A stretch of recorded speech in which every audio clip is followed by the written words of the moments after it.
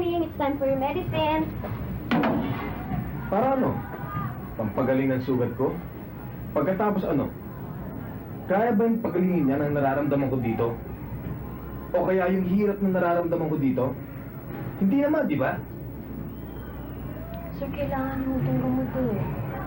Please naman nakikiusap ako. Inumin niyo na ako. Ba't pa ang kulit mo? Ano bang pakialam mo sa akin? Bayad ka naman dito sa trabaho mong to ah. Ba't hindi yung problemahin yung problema mo? Huwag pati problema ko pinapakialaman mo. Sige na. Alam ko po yun, sir. Pero palagay ko, sa maikling panahon na pinagsilbi ko sa inyo, ako lang ako nakakaalam at nakakaramdam ng nasa loob niyo.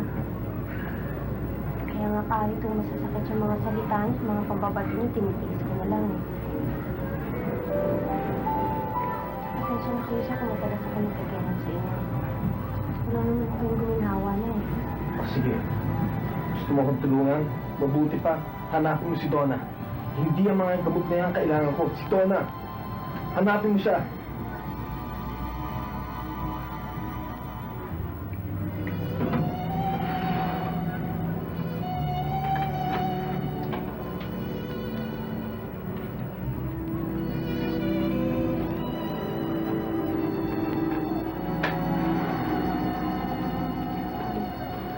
Donna.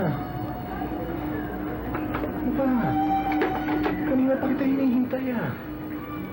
Ilang araw na ako tumatawag sa'yo. Ilang gabi ka na raw hindi umuwi. Ano ba? What's wrong? Come on, say something. Ronnie, totoo. I went away for a few days. Sinadya ko lang naman lumayo dahil gusto ko mag-isip. Lumayo. Hindi mo naman kailangan lumayo. Your place is here with me.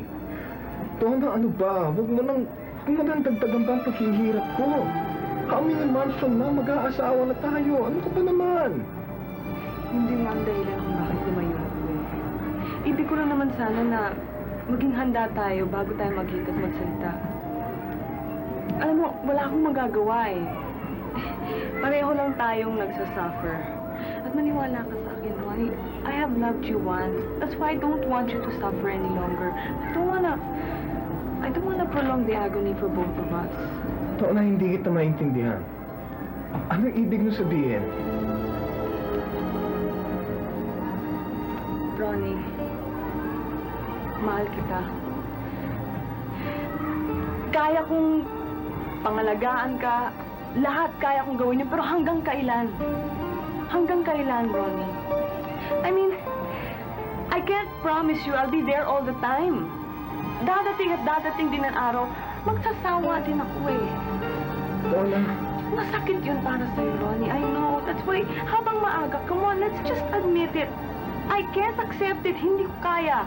Pagkatapos itong nangyari sa'yo, hindi ko talaga makaya eh. You need to tell me, wala ka nang nararamdaman para sa akin?